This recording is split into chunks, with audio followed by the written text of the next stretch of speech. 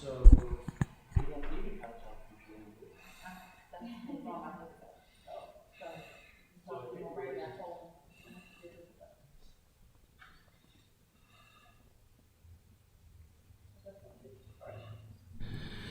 Call the Finance Committee to order for June 2nd. Committee members Alderwoman Finlayson, Alderman Payon are present and accounted for. The first order on the agenda is approval of the agenda, and I would entertain an amendment to the agenda. Mr. Chair, I'd like to amend the agenda to include a discussion and potentially action on use of one-time funds. Second. Any discussion? All in favor signify by saying aye. Aye. The agenda is approved. Next item is approval of the minutes. We have two sets of minutes. Mr. Chair, I'll move approval of the minutes from the May 6th meeting. Second. I'm trying to differentiate. I was going to make the amendment for both, but I'm not Okay. seeing a difference. One says AM and one says PM. Oh, okay, for the May 6 AM meeting and the May 6 PM meeting. Okay, now I'll second. Excuse Any me. discussion? Madam Finance Director. When you were amending the agenda, did you add the 4 essays? Oh, yes, that's true. We need to thank you for bringing that up. And you gave them to us. Yes, we have. Sorry.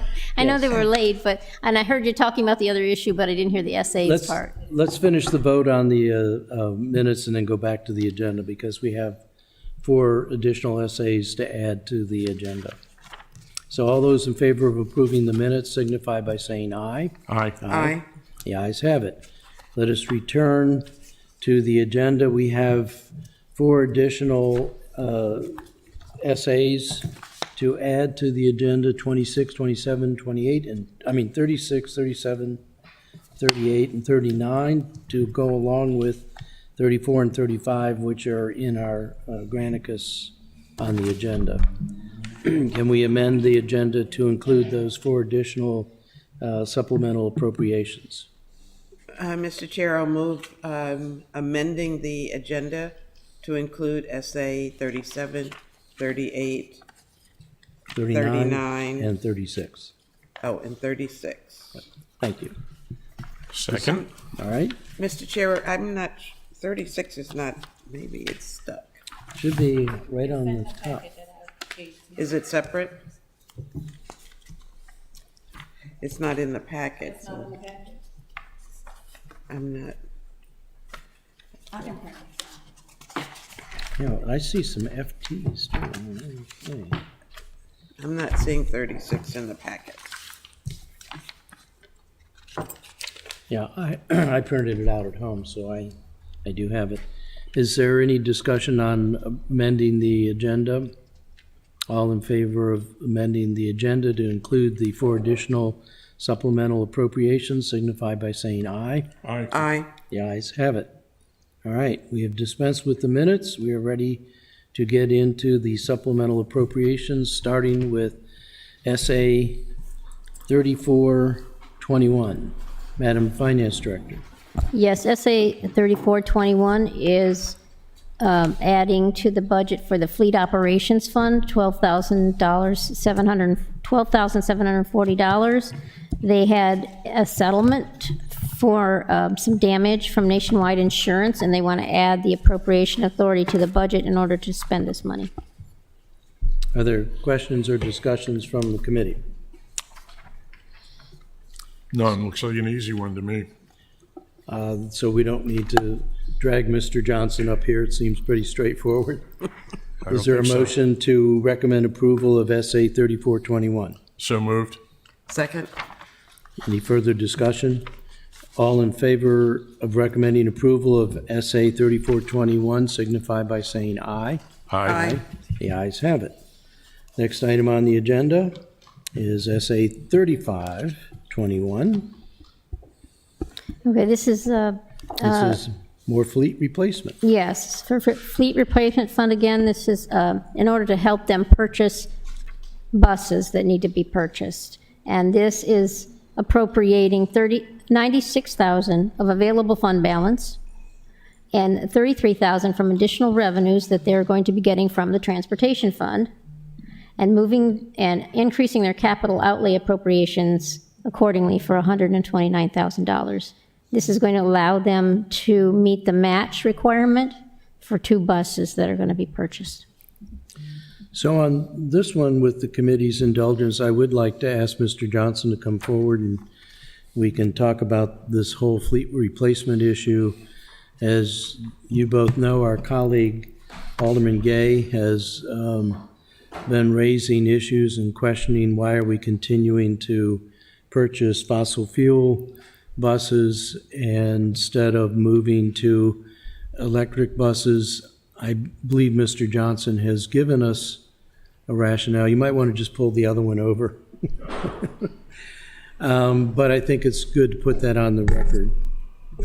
So, Mr. Johnson, thank you for being here. And I think there is a desire, pretty much most of the council, if not all, to move to electric vehicles as soon as it's practical, but as soon as it's practical seems to be the operative word. So could you explain that to us? Oh, sure. Good morning, committee members. One of the issues with the electric fleet vehicles is they're fairly new and they're not as tested. Like a lot of the drivetrains are not tested. They have sometimes issues with holding charge or with mileage. So I think that while we do have a strategic plan to switch out our fleet. Pardon me? I don't know what that was. That was from above. Oh, Yeah, okay. Was that me? somebody up there is watching you. Yeah.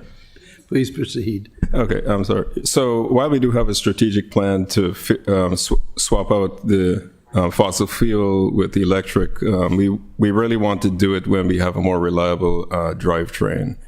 So for some smaller fleets, I think some other municipalities have tried, like some of the parking, the meter maid, to call them, parking enforcement vehicles are suitable. But a lot of the frontline vehicles, like police fleet vehicles or PW vehicles or buses, are still, the jury's still out a little bit on them. I think the technology is improving, and in a fairly short period, it looks like it's ramping up fairly rapidly. We would have a reliable drivetrain that we could, sort of adopt on a more wholesale basis. So while we were discussing this at a council meeting, someone from the administration forwarded a video of very small, kind of cute electric buses in Quebec that have been apparently operating for years now. I took it from your testimony that we had a different complication, which is until the state gets on board and upgrades what they're giving grants for, unless we want to buy our own electric buses with our own funds, and I have no idea how much these cost, but also put in place the infrastructure for the charging of these vehicles. We're kind of on our own until the state transportation department gets up to speed on electric buses. Yeah, yes, and Mr. Chair, I think before it's he answers, could we ask Dr. Dua, who's transportation?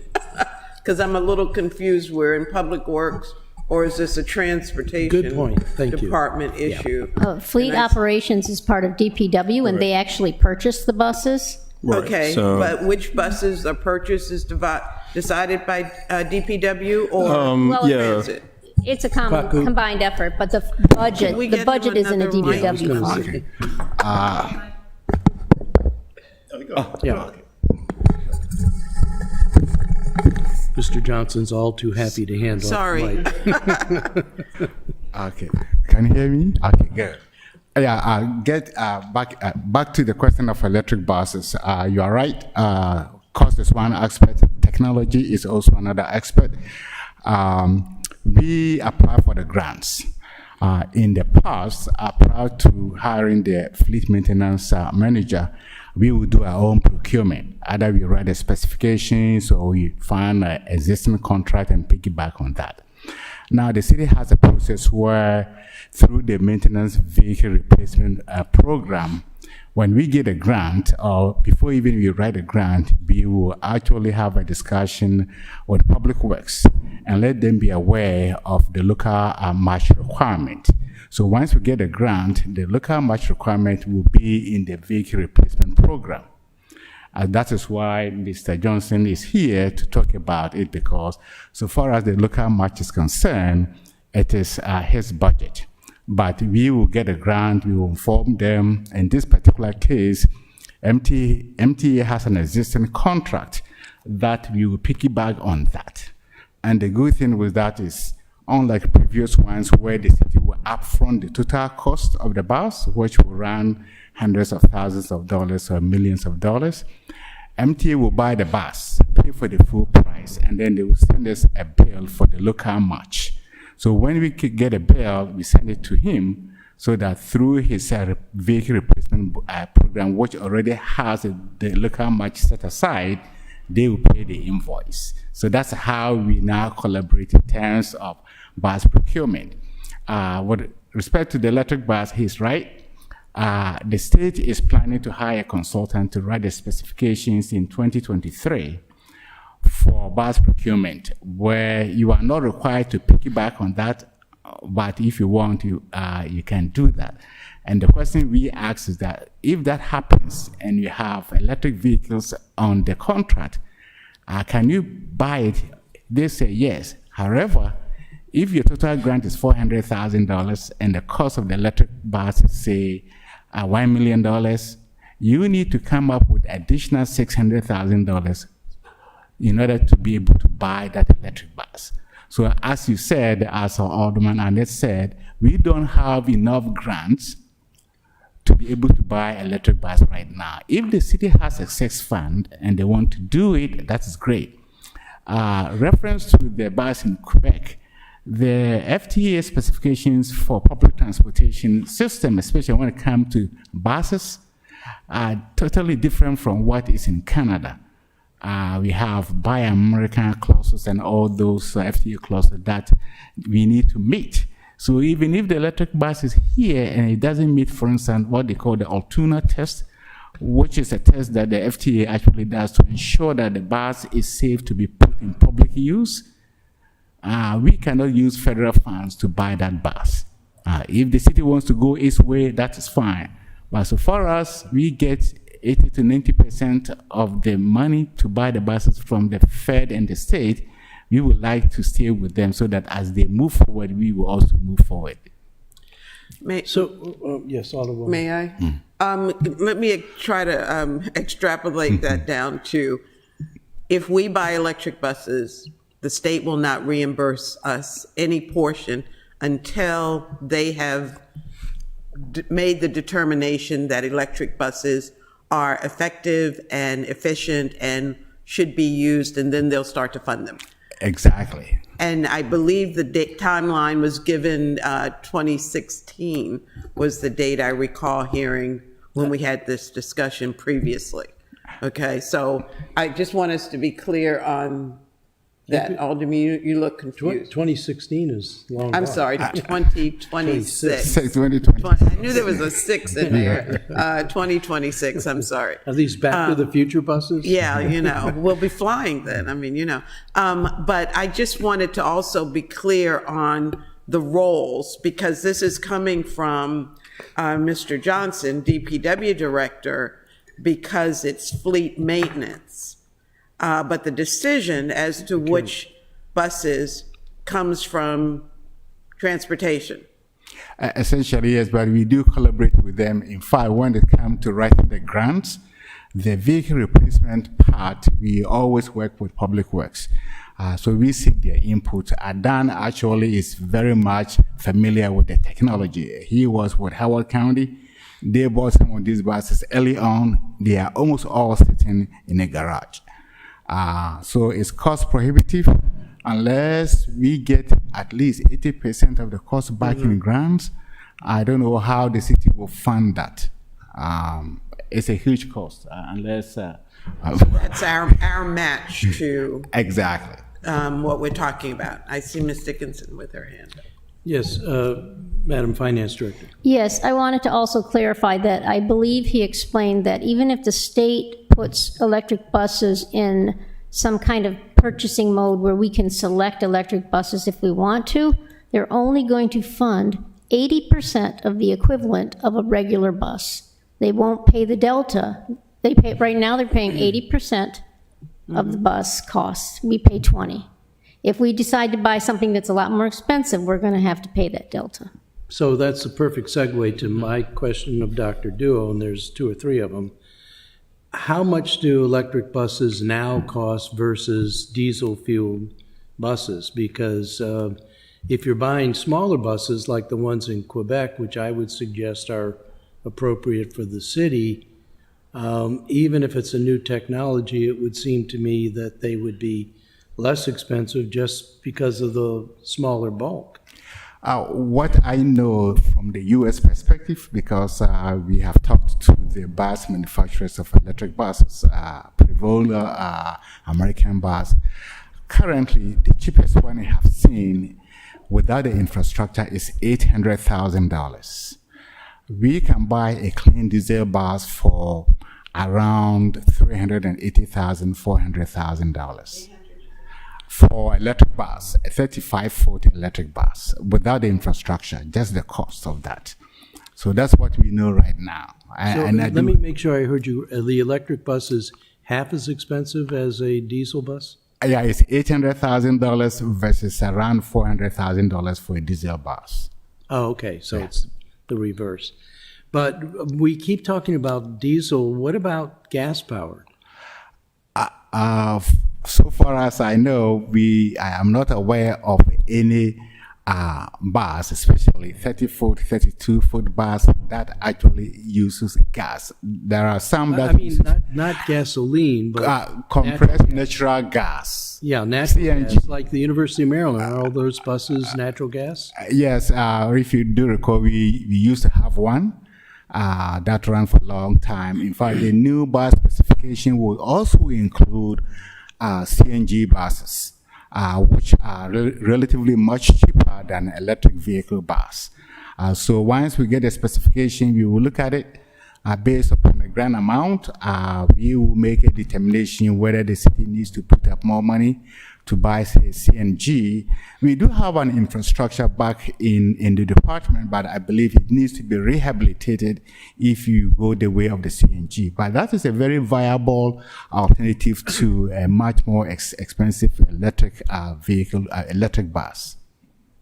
So, and I'm glad Mr. Smith is here from Planning and Zoning as well, because I heard you say that we're doing a contract to do some analysis of where we're going.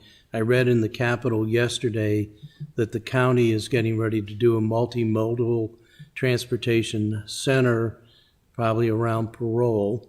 And it seems to me that this is the very time when we should be thinking about several things. One, I don't understand why the council doesn't, the county doesn't provide regional transit instead of the city having to carry the whole lift. But if they're going to be doing a multimodal transit hub, it would seem to me that we should be very much involved in those plans with them. This is the time to think about the kinds of transit of the future, including on-demand transit, as opposed to bus-driven, regular scheduled transit.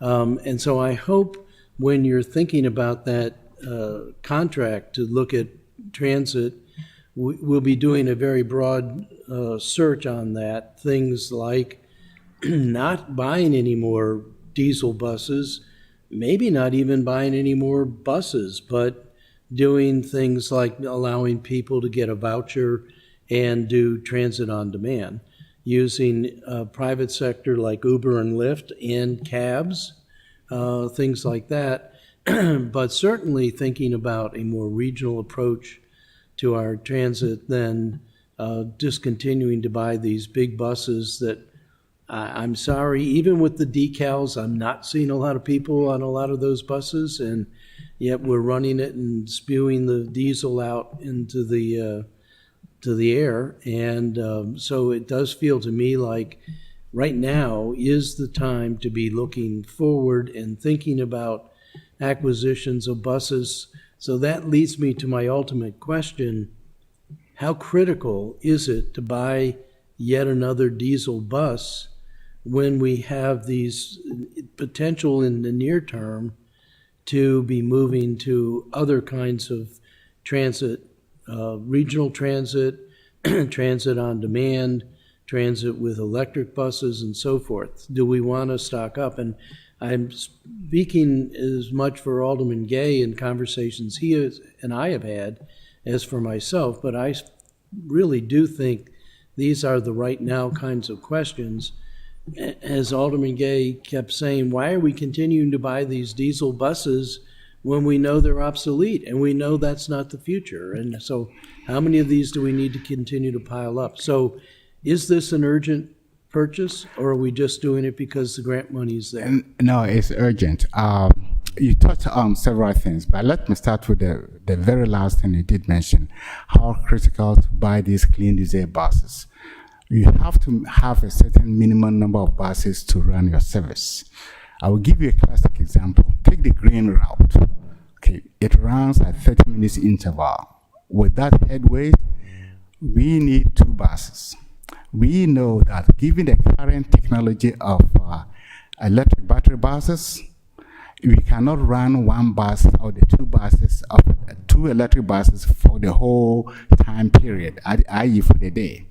So think about the cost of an electric bus. Say $1 million. If you buy 2, $2 million. Okay, $2 million will give us at least 4 clean diesel buses. However, for the green route, instead of running 2 electric buses, you will need 4, because the technology is not to the point where you can run 1 electric bus all day. You cannot do that.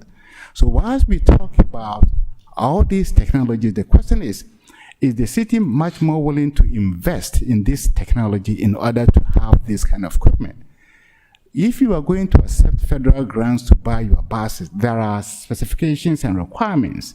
We cannot take federal money and then buy a car that has not been certified by the FTA. They will not allow that.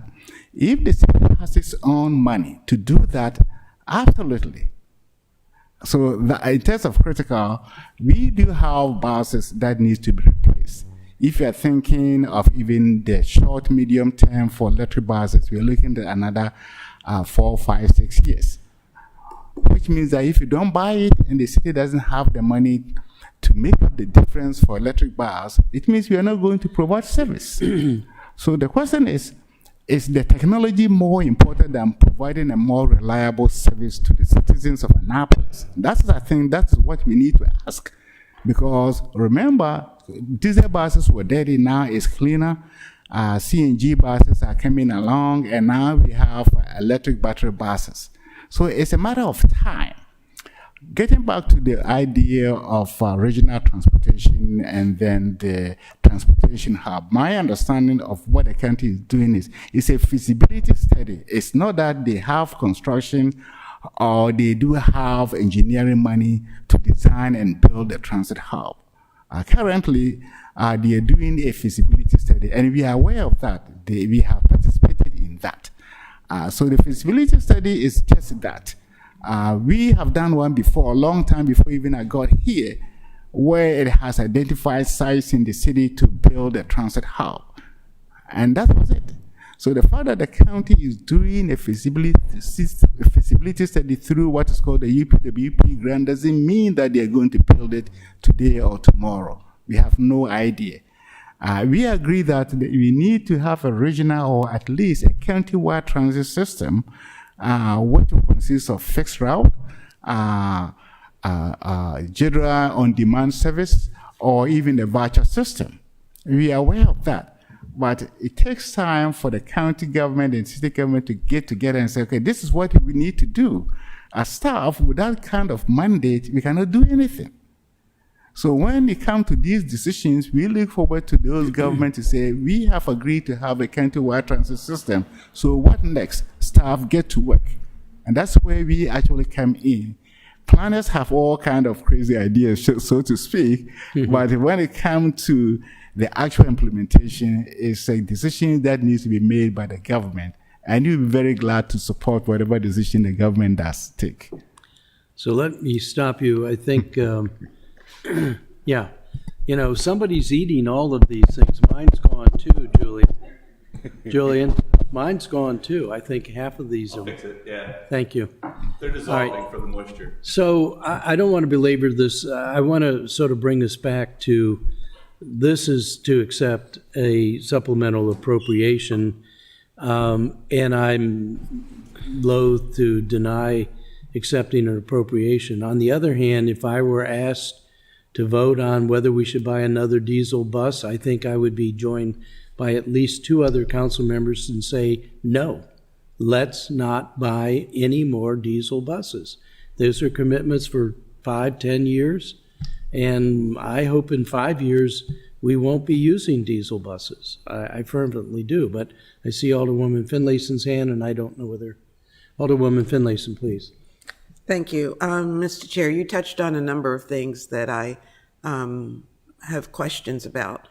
First of all, you indicated that there is a task force or a contract to study. That was what Dr. Dua said. Now, Who's doing it?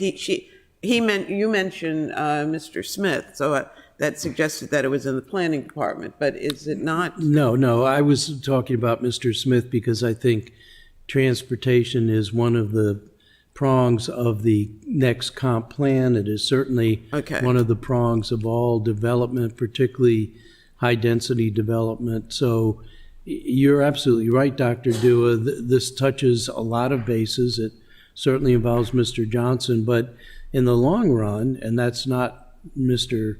Smith's bailiwick, he's short-term planning, but in the long run, these are big planning issues, and they're big dollar amounts, and I'm loving the idea that the county is thinking about a multimodal transit hub right by us, and I was a big fan, remember years ago when we were doing this regional transit with Howard County and part of Prince George's County, why we're doing the Sisyphean task of Annapolis trying to do this and then MTA sort of filling in around, when I think we really do need a regional, at least countywide, if not multi-countywide transit system with many multimodal hubs. And they're multimodal in that it's not just buses, it's also on demand, it's also bicycles and a whole bunch of other things. And that seems to me to be the way we should be thinking, is more globally. So it grates when we approve money to buy more of the same old technology, when I really do think we should be thinking about moving forward into new kinds of technologies. Mr. Chairman. Alderman, if I could just say, I think that, I agree 100% with what you're saying. I think part of the problem is that there is no domestic bus maker or heavy truck maker who is making electric vehicles yet, has a reliable drivetrain yet.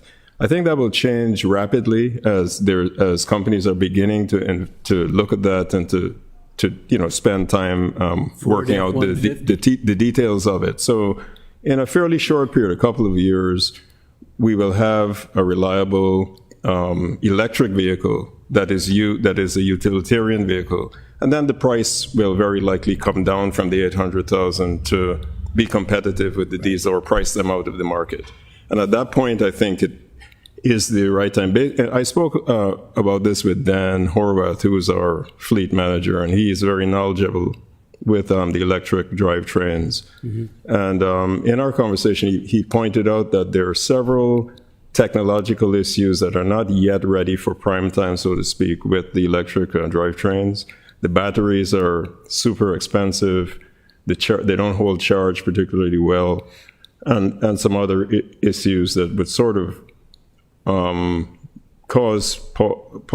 maybe pause before we make a massive investment, particularly if it's $800,000 for a vehicle. Right, and they use very and, toxic materials. Right, and disposal of those are a bit of a challenge right now. So I think that will change rapidly. So, probably it might happen during the life of the diesel bus. The diesel bus is 5 years, is it?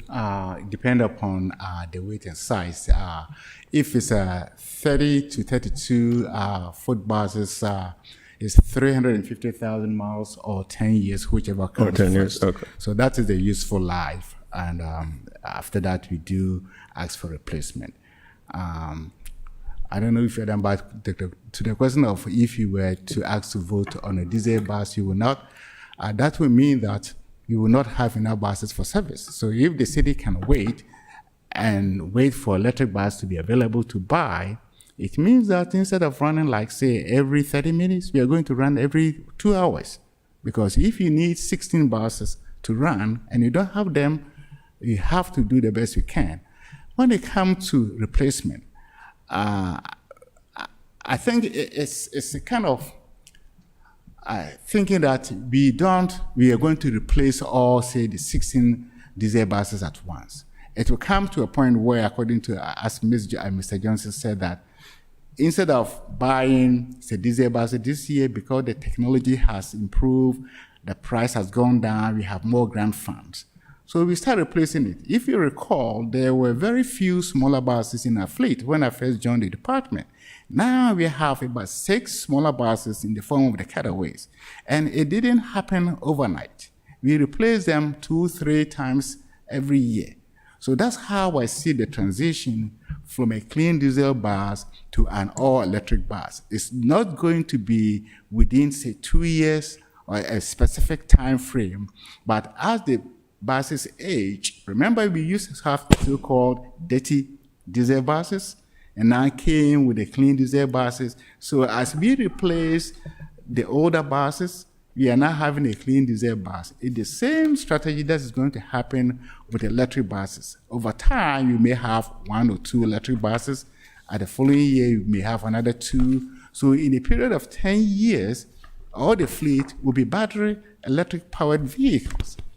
But to say that you are not going to replace something that you need right now in order to provide a service because what you want, you don't have the money to, means that we need to reduce service. And I would like to see public transportation as a viable alternative for especially those who have choice. And there was a time that we do have a large people who had choice, who actually took the buses. So that is our idea moving forward. That general demand, we plan to do that very soon. Perhaps in the next fiscal year, have a pilot project with that, with specific geographic areas in the city. So that is coming up very soon. So thank you for that, and thank you, committee, for letting me. Alderwoman, you were... I still haven't finished asking my questions. Is there a task force that is investigating alternate forms of transportation for the city? Not with the city, but at both the state and federal level, there are studies going on. In fact, when you did mention 2016, I was thinking of a study that FTA did research in terms of the future of public transportation, especially the different powertrains. That happened, I believe, in 2013. That they came out and said, yes, you are going to move forward, but as Mr. Johnson said, the technology is not right for prime time. So there is one going on at the federal level, which they all share that information. The state, as I said earlier, actually is hiring a consultant to look at the various powertrains for buses, and then based upon that, they will write the specification for a contract. As I said earlier, if you have the additional money to buy the electric bus on the contract, you are welcome to do that. And maybe you said this, but would it be too much to ask that you bring back to us the benefits and the availability of these electric buses and this whole discussion, because that's all it is, because we don't have any data, it's all anecdotal. We need some data. We need some hard data on the cost and the projected cost. As Mr. Johnson just said, the cost will go down over the next 5 or 10 years. So what is the cost now? What is available as far as grants for this kind of, MTA may not be providing grants, but there may be some other energy companies that are willing to support this kind of project. I'm not sure are all of our buses diesel? The cutaways are gasoline buses. They're what? I'm The sorry. cutaways, the smaller ones, the one that is built on Yeah. 4 chassis. Is it a clean diesel? Isn't it? I don't know whether that's a oxymoron or not. Is there such a thing? I thought diesel had changed as far as purification of the oil or whatever it is, so that they're not as hazardous. Not that I'm opposed to electric buses, but I know we're not there yet. But we talk about diesel as if, remember those buses you never wanted to drive behind because Yeah. you were going to be in a black cloud of Yeah. dust, dirt. I don't think our buses produce that anymore. No, that is why we describe that as clean diesel. The buses available to buy are all certified to be clean diesel. They also have the DEF as part of the system to minimize pollution of those clean diesel buses. So they meet, if you recall, back in the days where they have the American Recovery and Reinvestment Act. Basically, they actually require that after a certain time period, all the buses that are sold to public transportation agencies that use federal funds, they have to meet the clean diesel requirement. So it's much cleaner than the old days. I can guarantee you that. I think just informing us about these facts is beneficial. Are you having any discussion with the county as far as their multimodal center that they're planning? Have they brought anyone from the city into that discussion? Are you aware? We are aware. I did attend several meetings where they have some kind of concept plans. They asked for information that we have provided. Remember, the city has done a similar study before, in fact, twice. One of them was to put originally the multimodal center was supposed to be where the Parole Town Center is as part of that development. I quite remember I was in planning and zoning when we did review the plans. It was in there. At the very last minute, the county did drop that concept, so it was not built. Okay, so now we had one where we were going to put it at the intersection of MD Route 2 and then West Street. That's the feasibility study. The county, what the counties are doing, they have asked us to provide input, which we have. They will send us drafts of the final reports to comment, which we will do as always. And when they set up the final public meetings, we will also be there to participate in that. So we are part of what is going on right now with the county. Are they talking about including the city as a route or, are they going to cover, and maybe this is premature to ask, but I'm going to ask, are they planning to cover our routes within their planning? Is that what they're asking you for? Depending on the potential locations, and if it's agreed upon, we have to basically look at the structure of our routes to make sure that they do end there. One of the things that we talked earlier about this multimodal is the Harry Truman Parkway, park and ride lot, where basically when we designed the route back in 2010, 2011, we sent buses down there so that from the mall, you can take the Gold, go to that park and ride lot, get on the Greyhound or other smaller buses run by private companies to get you to Washington, D.C. or to Baltimore. So depending upon the final location that will be agreed upon, we will look at the structure of our route. If there is a need to change to take people to that hub, remember, not all the buses will go to that hub. not all of them. So those that need to go there, i.e. you can transfer from the mall, take a bus from there to the multimodal center that will be built, we will do that. So it doesn't sound like it's going to be very beneficial for Annapolis residents. Just my guess. I guess my other concern is if we don't approve funding for these new buses, how it will impact service to the residents who need it the most. Basically, we will not have enough buses to run service. So if you take the red, which runs every 30 minutes, because it has 2 buses, and we have a bus that right now sits down and needs about $60,000 rehabilitation work. Instead of 30 minutes, we'll run 1 hour. So the citizens actually who need the service will basically not benefit from that. As I said earlier, the transition is not to just get all electric buses at one time. The time will come when we have the money and the technology is there. Instead of replacing a diesel bus with another clean diesel bus, it will be maybe 1 or 2 electric buses. So it will occur over time. But if you don't approve it, we will not be able to meet the service. Okay, And well, there are instances that had happened back in 2010 where you couldn't meet the service because the buses have broken down. And it was a disaster. In fact, to tell you the truth, and I think you were witness to that. so Mr. Chair, I would like for it to put it on our agenda that we will hear back from Dr. Dua when he's ready to give us some recommendations about transit. Certainly with the permission of Alderman Payon, but I do think that's more directly the province of the Transportation Committee. Well, I was going to suggest that his presentation also go to the Transportation Committee. Maybe we But can since we have a are joint- talking now about not funding the needed buses, then this is the purview of the Finance Committee also.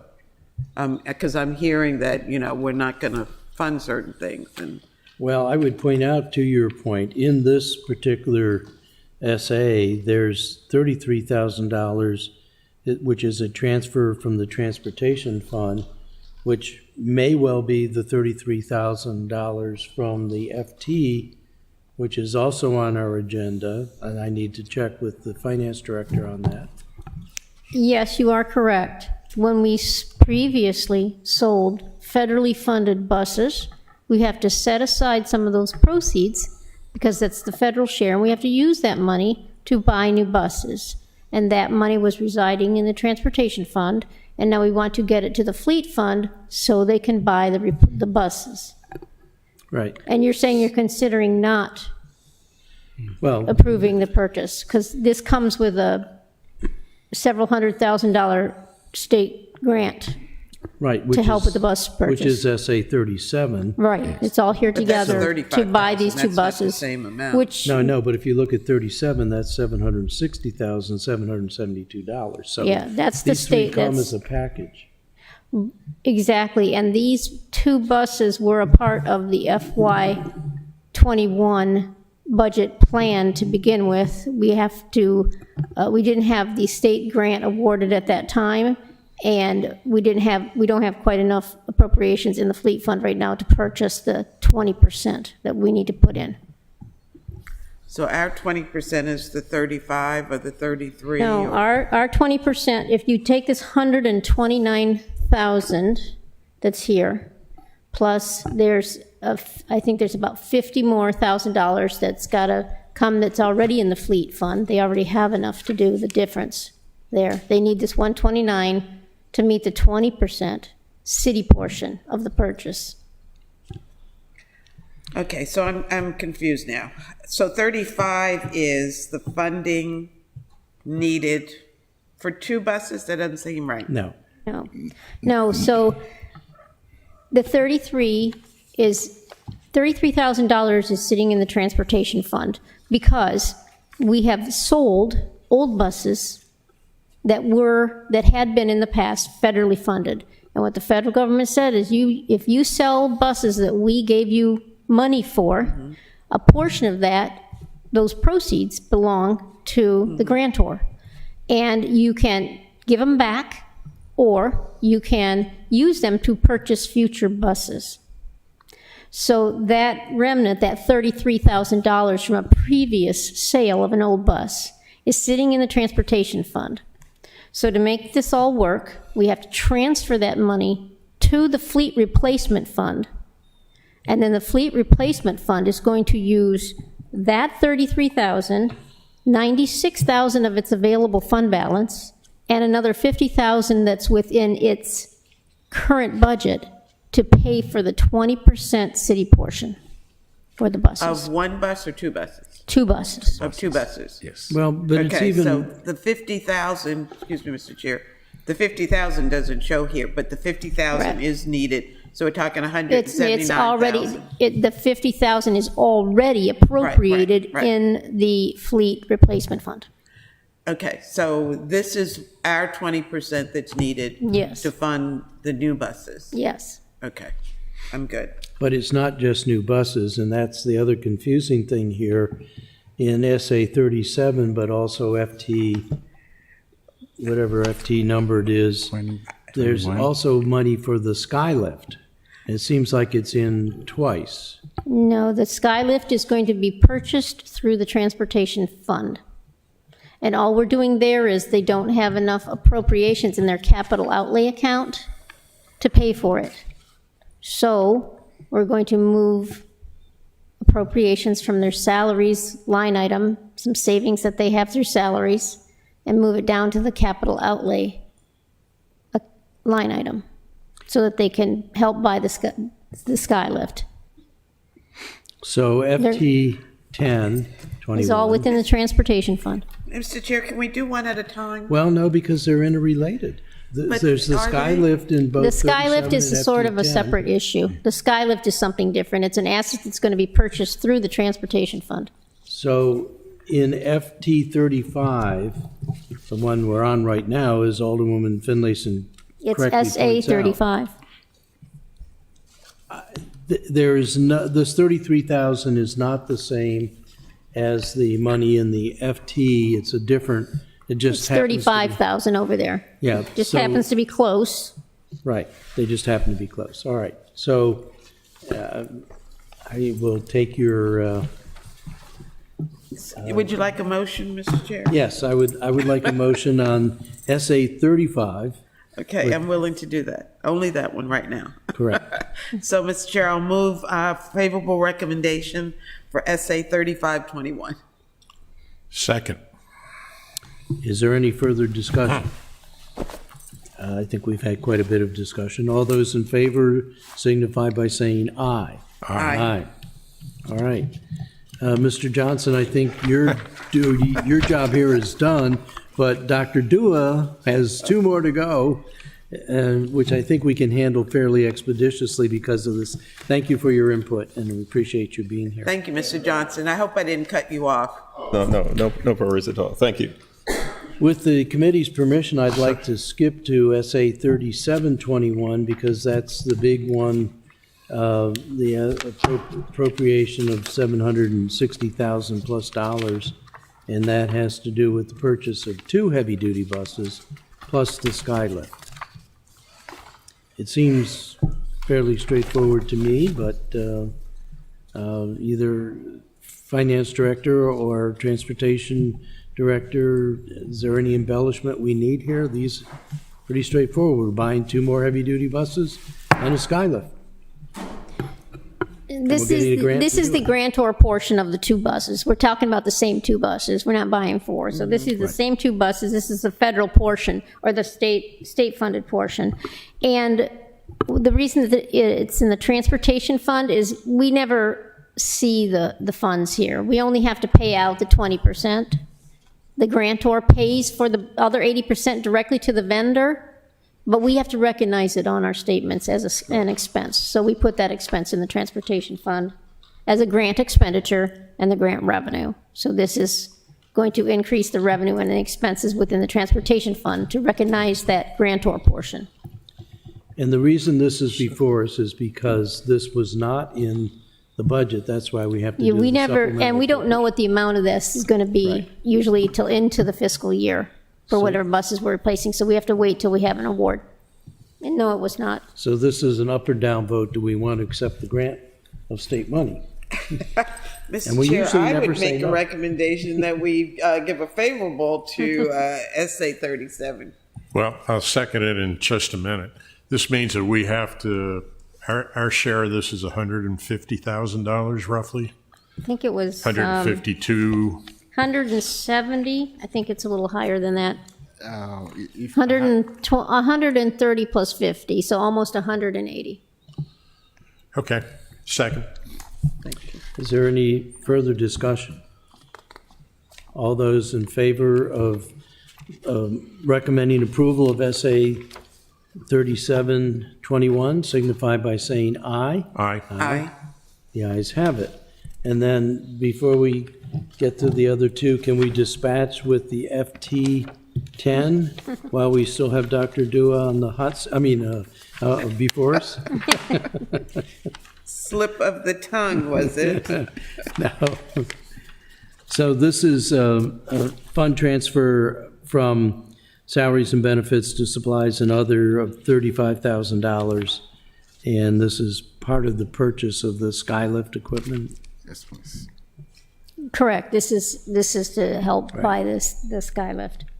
And the grant, and I'll ask Dr. Dua to clarify that this is partially grant funded, but you already have that grant recognized in your budget? The grant is actually part of the SA 3731 because the total amount of six. Oh, it's got that in there. Oh, that's Yeah, right, that's right. The 760. grant portion is in that previous grant essay we just passed. Yeah. So this is This is us trying to find the funds for the 20%. the 20, that part that of the we have to pick 20%. up. And they got savings in salaries and benefits, and they're going to use that to pay the 20%. Are there questions from the committee, or is there a motion?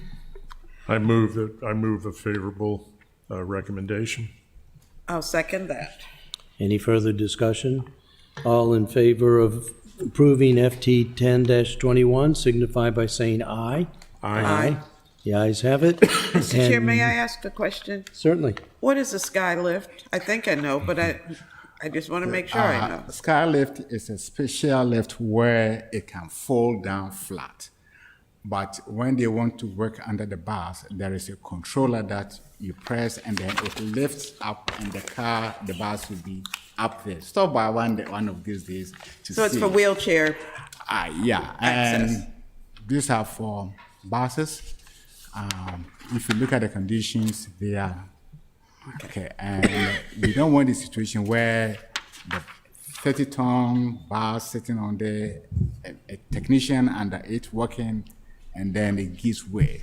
So the state recognizes that. So the first time we asked for the grant money, they gave it to us in 2021. And we don't get award until later on after the city budget has been passed. That's why we are here. So Did you say this is maintenance related, where you want to lift a bus up and, it lifts the bus up for maintenance. yeah, it's not wheelchair It's related. not wheelchair. Yeah, It's not wheelchair. maintenance. What do you call it? So you can lift Thing up the that bus lifts and the work whole bus underneath up. it. Jack. Okay, that is wheelchair lift that we are talking about. This is Scarlet for vehicle maintenance, so it lifts it up. Oh, okay. so For, that- okay, so it's yeah. not for resident access. No, it's Okay. for vehicle maintenance. You know, those some of those buses go down when people step on, and then it goes back Yeah. up and then goes along. Yeah. That's not what we're talking about. that is called wheelchair lift because the ADA people sit in a wheelchair, Yeah. and then they roll it down, they sit on, you press the button, it lifts up, push it in, and then it falls. This is not that. Yeah, way. that's not okay.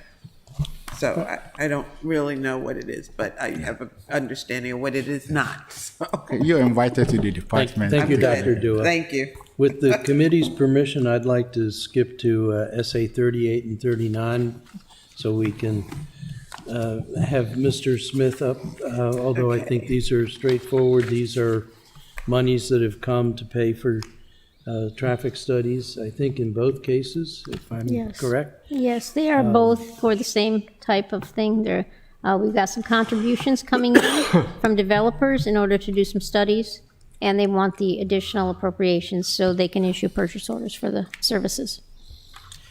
So unless there are questions from the committee of Mr. Smith, I would accept a motion first on SA 28 and then 29. I do. 38 So and moved. 39? Okay. I will second the motion. Mr. Alderman Aon, did you make the motion? I did. Okay, then I'll second. I have a question for Mr. Smith. Let me make it About- clear, I'm moving for a favorable recommendation. Yes. All right. So Mr. Smith, it could you turns come? out you didn't sit here in vain because there is a question. And probably more than one, since the Willows is a new project in my ward. And I was kind of not aware of much of the goings-on. This is not the total amount for a traffic study. This is more likely a preliminary amount. There could be additional study needed. I actually haven't seen the details of that study, Alderwoman. We've had one meeting with the developer, and they asked if they could begin the studies.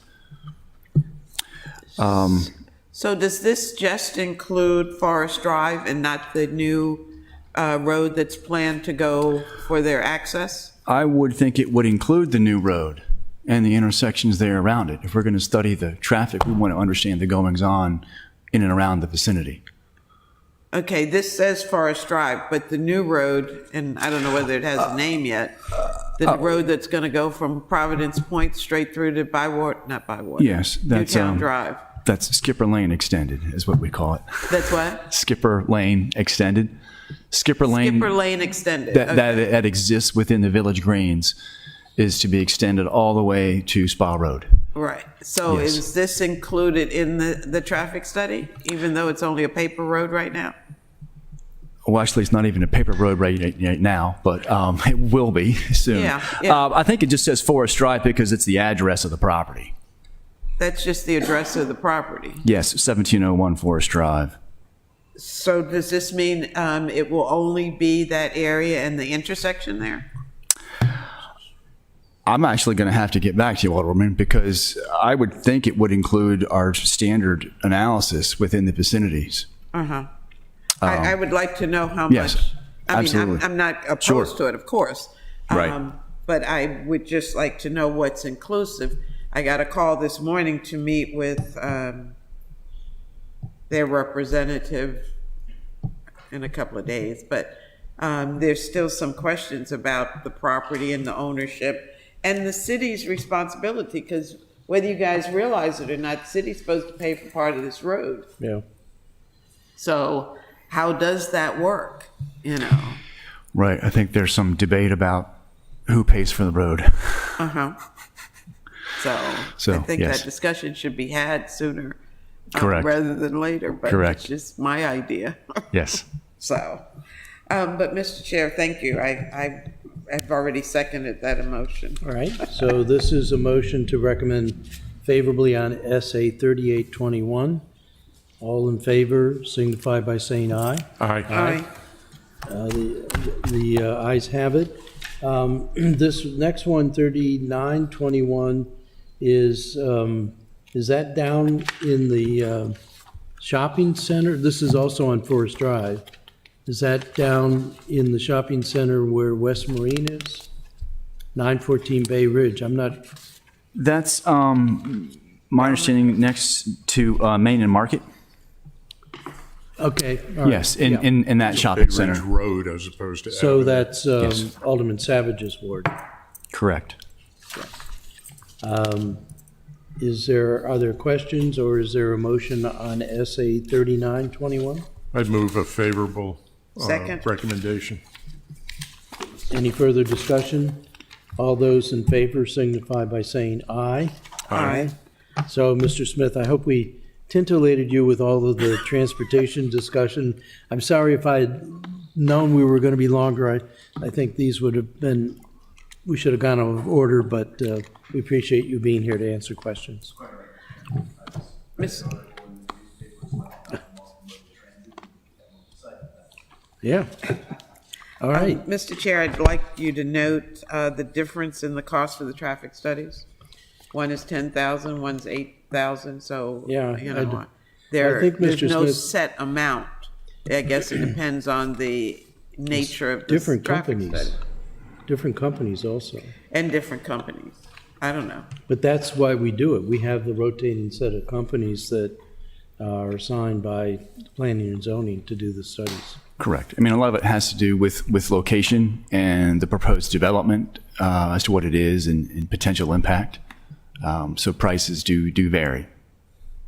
I would Absolutely. expect that intersection at Hilltop and Forest Drive would be a pretty significant intersection. Pretty along significant. Forest Drive. Right. I Just imagine. thinking. Right. Imagine the county probably has quite a bit of data to contribute to assist in that. But I'll get back to you with your question. Okay. Yes. Is this one, SA 39, just city road, not county? No, that would include Forest Drive / Bay Ridge Road is county right away. Okay, I thought the city picked up a portion Not- beyond Hillsmere. No, ma'am. That's all county, All county. all the way, okay? Yes. Good to know. Yes. They should be paying for it. Thank you. Mr. Smith. All right. Thank you. Went easy on you today. Don't get used to it. Thank you, Alderman. All right. I believe we have completed the agenda for both supplemental appropriations. I think we skipped There's one Oh, more. we did 36. Yes, 36. Right. Sorry. So we don't have anyone from the mayor's office here, but we do have someone from the city manager's office. Okay. This is an $8,000 grant from the Department of Health, the state of Maryland's Department of Health, to fund the Hispanic Latinx health education outreach. Are there questions or a motion from the committee? No, Mr. Chair, I'll make a recommendation of a favorable recommendation. I would like to know what it's being used for, but So I guess we don't need to know Can I that. just see that just a second? So Actually, I the, agree with you. I'd like to know what it's being used for. The Doesn't the say State on Department of paper. Health is supplying $8,000 in funds to support the Hispanic Outreach Take Care Team. So the Take Care Team is the team that is working to help with health issues, including the African American and in the Hispanic communities. This funding is specifically for the work in the Hispanic communities, but to fund the staff people who are providing that service, helping people educating people on vaccines and those kinds of things. Thank you, Miss Lynn. I'm sorry, Miss Farrell. But you didn't tell us anything more than what's here. We were kind of hoping to find out what they do. So they are, they assist with the vaccine clinics. They are doing the door-to-door, encouraging people to get the vaccine. They're also, the report that you saw from the Hispanic Outreach Report, they conducted those surveys in the communities as well. Okay. I saw an article in the paper, I guess, in the last couple of days about Miss Gutierrez being appointed to a county. I didn't know whether it was a new job for her or in addition to what she does for the city. But obviously she's getting lots of accolades for the success of her programs, which we appreciate. I have to say, I wish we had his African-American liaison that was getting the same kind of response. The mayor's office is not here to defend themselves or to make a They comment don't need on to it. defend themselves. I mean, we just need Right. information. All right, that's all. so I can't, where are we? Do we have, we had a motion? I made a motion. We need a And- second. I Alderman guess Beck? I'll second it. For $8,000. Well, I mean, it is a grant, and unless we're going to start not accepting Yeah. grants, No, I agree. Well, I think it's not too much of us to ask what it's being Oh, used no, for. no, I think that's totally, that is, in fact, it's required of us to do that. That's our job, representing the entire council. So we have a motion that has been seconded. Is there any further discussion? Is there, so all those in favor of approving FT 10-21 signify by saying aye. Aye. Aye. This is SA 36. I thought we already, are we on, I guess oh, I'm another sorry, one we SA skipped. 36. Thank you, Ms. Green. Recommending a favorable approval of SA 3621. And we had a yes and a second, and all in favor signify by saying aye. Aye. Aye. Thank you. Thank you for catching me. I misspoke. All right, that completes all of the financial portion of the agenda. It is now time for general discussion. This is an issue that I wish to bring to your attention because of the, and I think I might owe Alderman Gay a public apology. I forwarded to you, not without thinking, an email from him talking about 16 budget amendments, several of which are to use one-time only money, the largest amount of which. Oh, okay. The largest, that was for you. The largest amount is $600,000 for the Guaranteed Income Program, which is a program I find interesting, but do think it needs to be established before we appropriate money. But the real question was, what are the rules in terms of what is a one-time only spending, and how do we approve appropriating that money? There is $701,000 in the mayor's budget of use of one-time only spending money. I'm not sure how that breaks out, what the pieces of it are, but it just raised the general question. I had raised with the mayor the notion of using $500,000 of the one-time only, or $2 million, whichever, to pay off the grants for wildlife and fisheries so that we could have our city dock back. And I'm not even sure that's kind of crossing from operations to capital funding, so I'm not even sure that's appropriate or not, but that's because I'm not really sure what this fund is. It's what's left over after we pour over to the Budget Resiliency Fund and the Capital Fund. If there's still money left over from fund balance, it goes into this, whatever it is. I'm not sure it's a fund. It's certainly not a revolving fund because we don't have those anymore. But so I thought it would be appropriate for us, since this is most assuredly going to be coming up on our meeting of June 7th, to ask some questions about how we use this one-time only fund. And I did not give the Director of Finance very much warning on this. There were a couple of emails and we had a brief discussion, but I would ask you, Madam Director, what you think about how we define one-time only spending and how we appropriate monies for one-time only spending.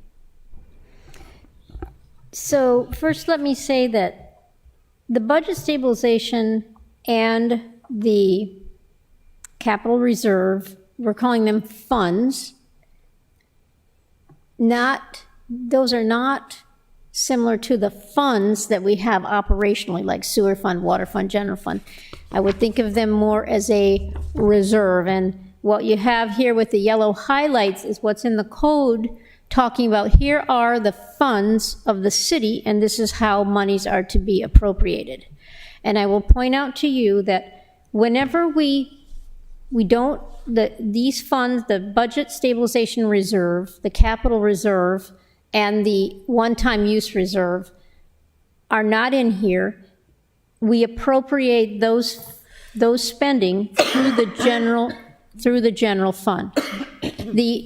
the easiest example for this is when we use the capital reserve monies, we appropriate that spending as a transfer in the finance non-allocated department. And that transfer goes over to the capital projects fund. That's how we appropriate the use of those monies. In the budget stabilization fund, if we had to use that for a purpose, we would appropriate that through one of the departments, depending on what it was being used for. And again, when we use the one-time reserve, we appropriate the use of that through the department that's actually spending the money for the one-time purpose. For instance, when you're talking about the task force amendment, where we're setting up a task force to study combining operations on some things with the county. That appropriation is going to go into the city manager's office to be spent. And when, in the past, we have funded police capital outlay with some of these monies, and that gets budgeted and appropriated through the police department, the police budget. So that's how I differentiate these three pockets, I'll call them, pockets of these buckets of money that we put our excess fund balance into. We would appropriate the use through the general fund, because as you see in the code, the general fund is one of the funds that we can appropriate the budget through. And maybe the confusion is we're calling them a fund and not a reserve. So then the question is, do you want to further define how those reserves can be used? Right now, it's all through the policy that was adopted through a resolution in 2018. And I think there's some thought about, can we put more in the code about the spending of these monies? And my point in my responses to you was, you got to be careful about limiting yourself, and any definition of what's an appropriate expense could be debatable and would ultimately be the decision of the council anyways to say yes or no. If you want to better define what a one-time use is, I think we could try to do that. It would basically say it's an expense that's only expected to occur once and would not directly result in a continual expense for the city or something like that. I mean, I don't know how much detail you can give on what is a one-time expense. You'd So have to in the- define it in some way like that, whatever you wanted to stipulate on a one-time item. In the $701,000 of one-time only spending in the mayor's budget, And that's the combination of what the administration proposed and the amendments to date, correct? The amendments that we discussed. No, it's just the 107,000 on page 20 of the budget binder. It is not broken down into subcomponents here. It might be in Open You mean Gov, But that's not included in this fund, we're talking $4.4 million. Okay, hold on just a Yeah, second. Let me get page 20, let me take a minute and open the budget book here. I'm sorry? I'm going to open the budget book so I can see the page. Oh.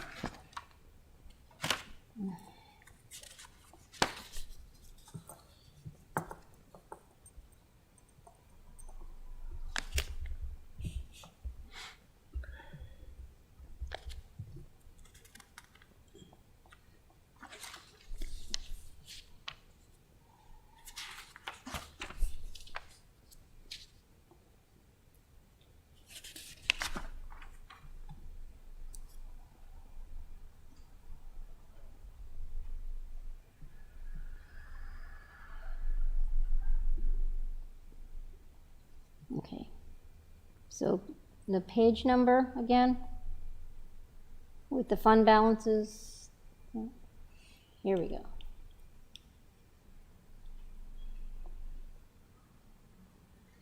I don't have a calculator. Okay. I'm on page. I think on page 16, So I'm on page 20.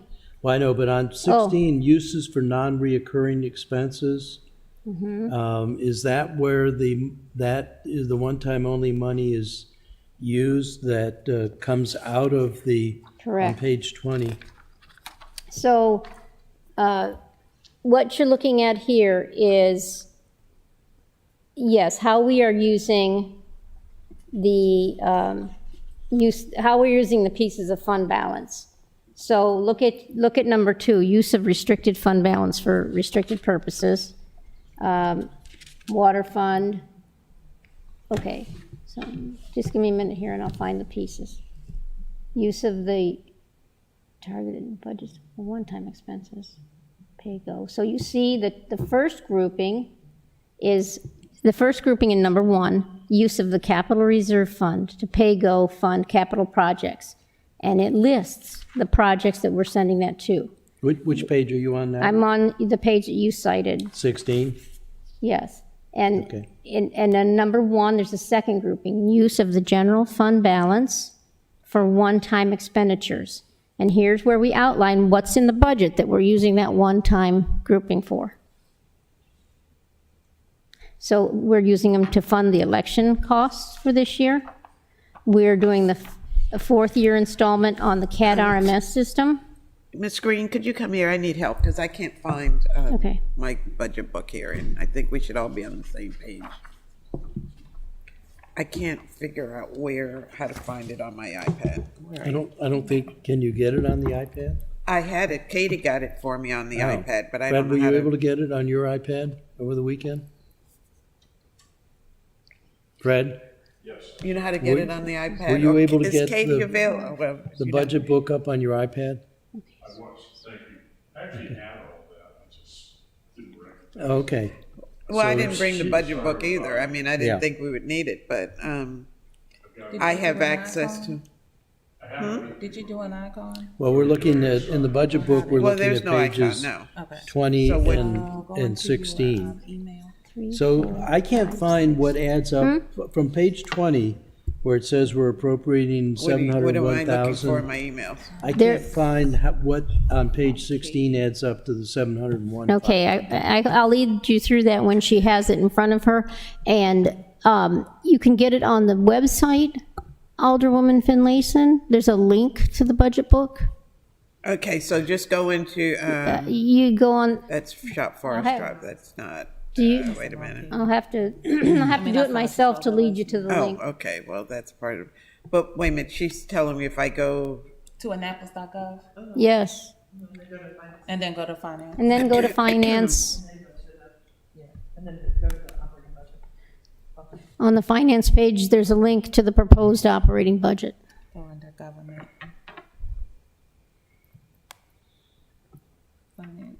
So it's these 4 things, the election charges. Correct. the If you add silver- those up, those should come to the total that you see in the fund Right. balance table. That's 701. thank you.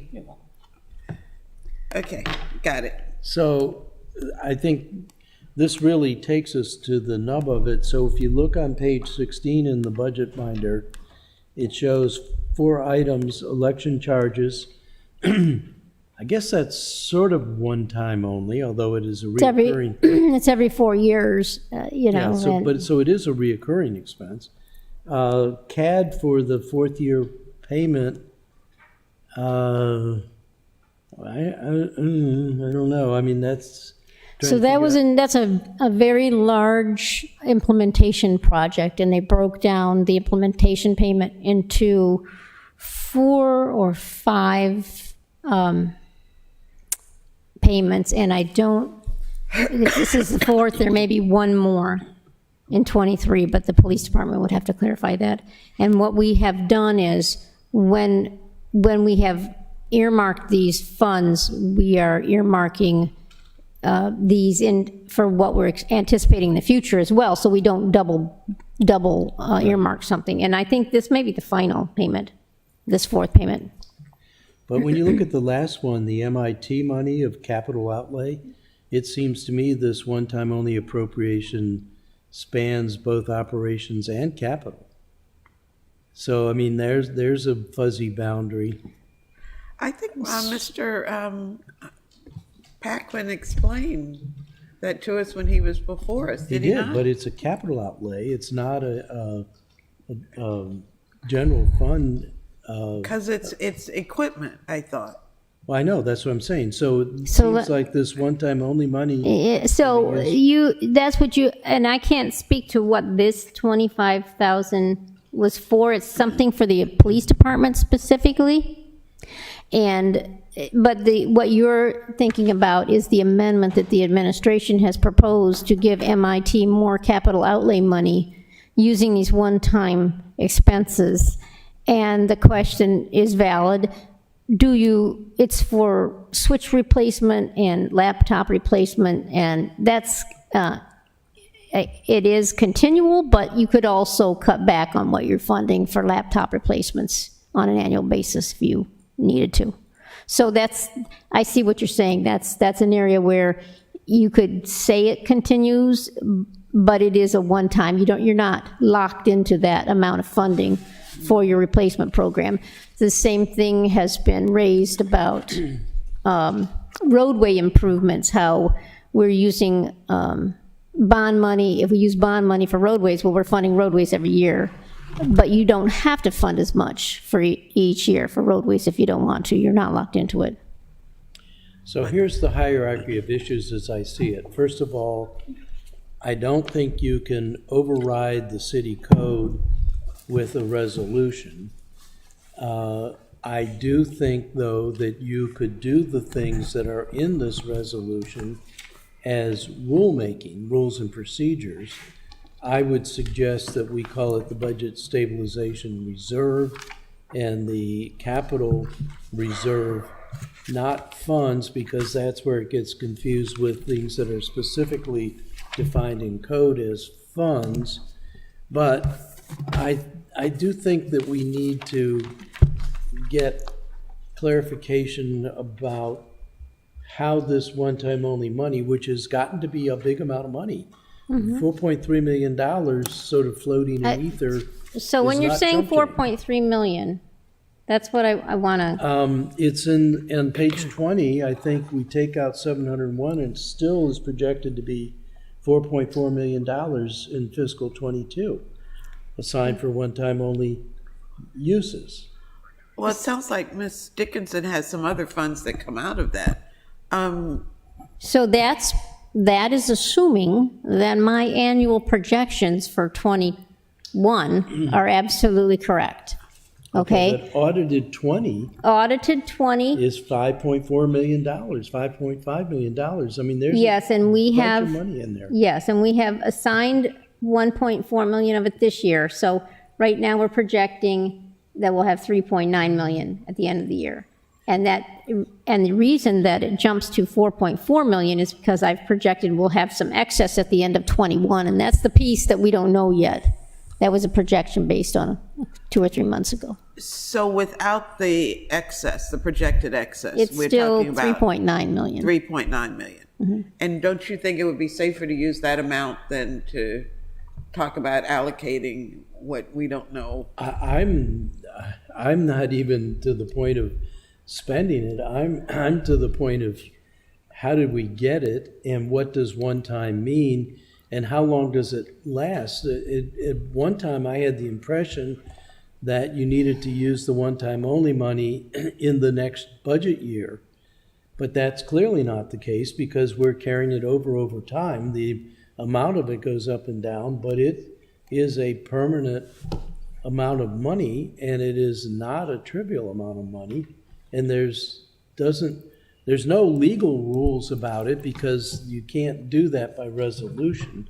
So we're clearly going to have to either issue rules, promulgate rules and procedures, or we're going to have to put it in code. But that kind of money sitting around without strong definition and prescription about how it's allocated, who decides? We've got to Well- be careful, though, not to completely tie anybody's hands because frequently during the course of the year, the mayor, sometimes at the council's request, sometimes at individuals' How does that request, happen, Fred? dips right into it to pay for things that are in Is that fact done needed. by a council vote, or is that just the mayor takes money out of there? One of the mayor's, So let me clarify that during the budget process, we provide this information to you, and you see that page 16 that we were on tells you what is appropriated for right now to be used, the what's in the 701, the 701,500. And if we were to come to you and say, we need to spend more money, we'd have to come to you with the supplemental appropriation of that fund, because we'd have to increase somebody's budget. And in order to increase somebody's budget, we have to have a source. And you have to clarify the source. But I understand. I'm But just I saying it do wouldn't be think done, that- it wouldn't be done going around the council. It has to be done through a budgetary process. But where is that delineated? Anywhere? In the resolution? It's In it's an rulemaking? expenditure out of the general fund, using reserve funds as the source. well, this is a reserve fund, basically. that we're Yes, and talking if about. we needed to use some of it for something during the year, we would have to run it through a supplemental appropriation. We can't just expend any money, period, without appropriating it. Isn't that correct? Correct. So it's got to come to us, For a vote. whether it's the finance committee or the full council. I guess I've never really thought much about it. But, It's because, as far as I'm concerned, since I've been here, I'm not sure we've used this reserve mid-year. We always allocate some of it during the annual budget process, and it gets spent through the regular operations. And you would see it here on this fund balance roll forward on page, I think we're on page 20. So I don't think we've used it mid-year. We've done other supplementals mid-year for grants and contributions and, developer contributions, that kind of thing. But I don't remember ever tapping this. We also come to you occasionally for the contingency account. The contingency account is an expense account that sits in finance non-allocated, and whenever we want to use that for anything, we have to come to you and transfer the appropriation from the contingency account to whatever account needs to spend it. Let me try to define what the problem is that we're trying to fix. We have a lump sum of money, did you say 9? 9 million, Yeah, and some yes, now, change. and maybe more. And we're trying to figure out how to spend it. Should it be spent is the first decision, or should it remain in a contingency fund for contingency? Should it be spent on programming? And if it's programming, is it a one-time expense for programming? Or is it a program that's going to be ongoing, that's going to commit us to other expenditures in the future? Okay? And I guess the third question is, who gets to make that decision? That's the if biggest Can anybody bring anything to us? And if they do, what should it look like? So That's if the you biggest look at- question of the three.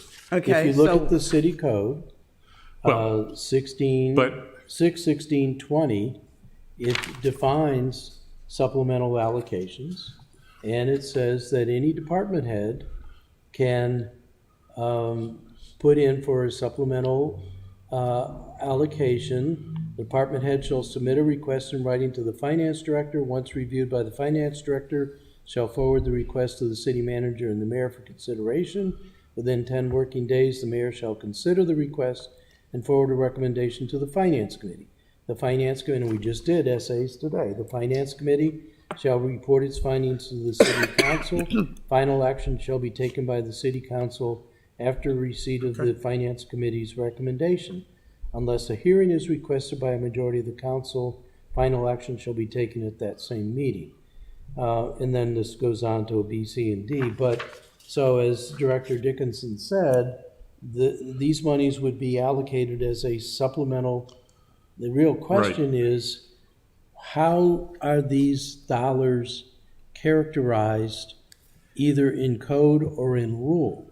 Because it cannot be done by this resolution according to a preliminary review by the Office of Law. And I've already asked them for a more definitive rule. You cannot do these rulemaking, you either have to do it in code or you have to do it by rulemaking. You can't do it by resolution, because a resolution is one time only itself, interestingly enough.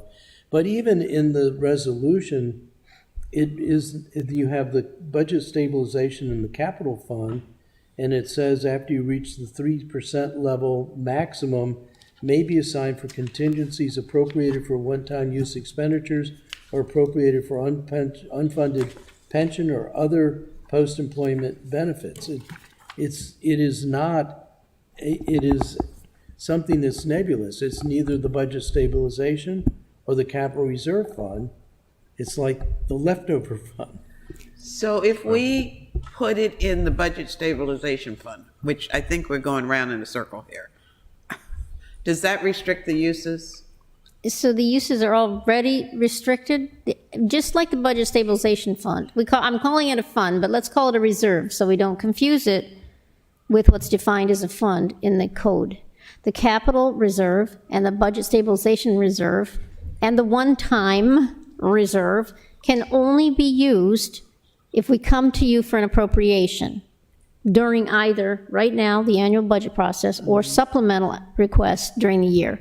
So you're already, we would approve the use of these monies the same as we would approve the use of the other two reserves.